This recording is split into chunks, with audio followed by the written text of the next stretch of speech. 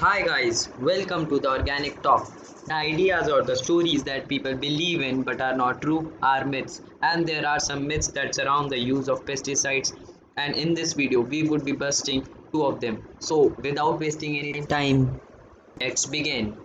The first very common myth is that these poisons are tested for safe use. Now, why it is a myth? For that, you must understand that pesticides are combination of different chemicals called active ingredients that act actively, and then they are combined with other chemicals mostly toxic, such as solvents, that are defined as inerts.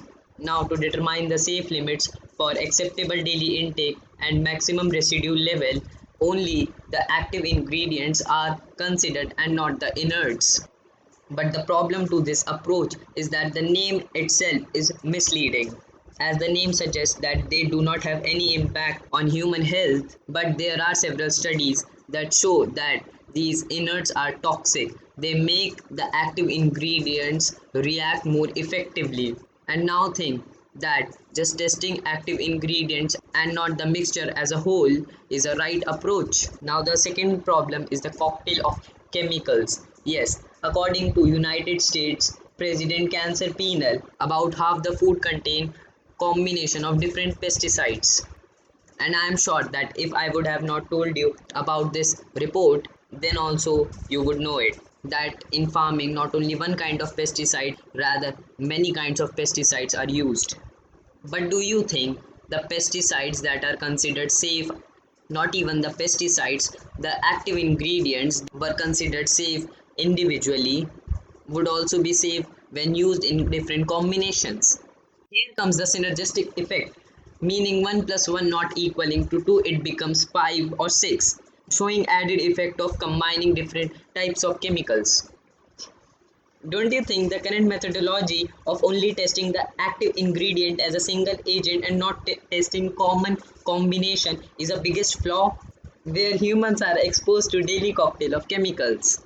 And also a meta-analysis done by World Health Organization and United Nations Environment Program questioned the testing of chemicals in isolation and ignoring the potential dangers that could be caused by a cocktail of chemicals. Now moving to the second myth, which is that the residues are too low to cause any problems. In many countries, including India, ADI and MRL limits are set. This is done by animal testing. When animal testing shows no observable adverse effects, it becomes the basis of setting ADI limit.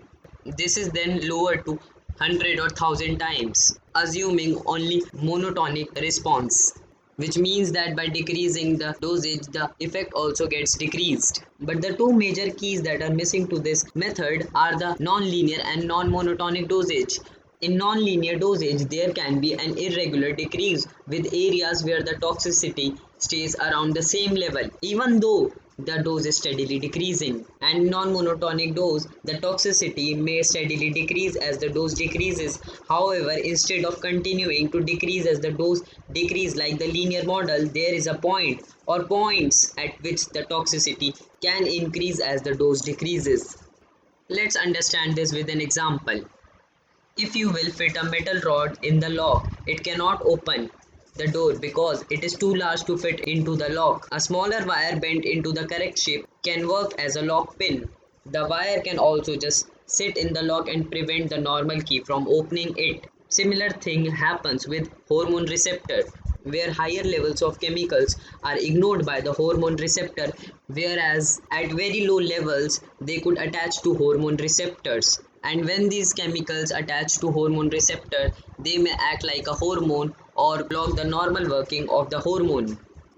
And I must tell you this, the fetus is most vulnerable during the times when genes are turned on to develop specific organs. Small amounts of hormones signal genes to start developing various body parts and systems such as the reproductive tract, the nervous system, the brain, immune system, hormone systems, etc. Small disruptions in these hormone signals can significantly alter the way these body parts and systems will develop, and these altered effects will not correct themselves. Thanks for watching this video, and part 2 will also come soon, in which I would burst some more myths and the conclusion part.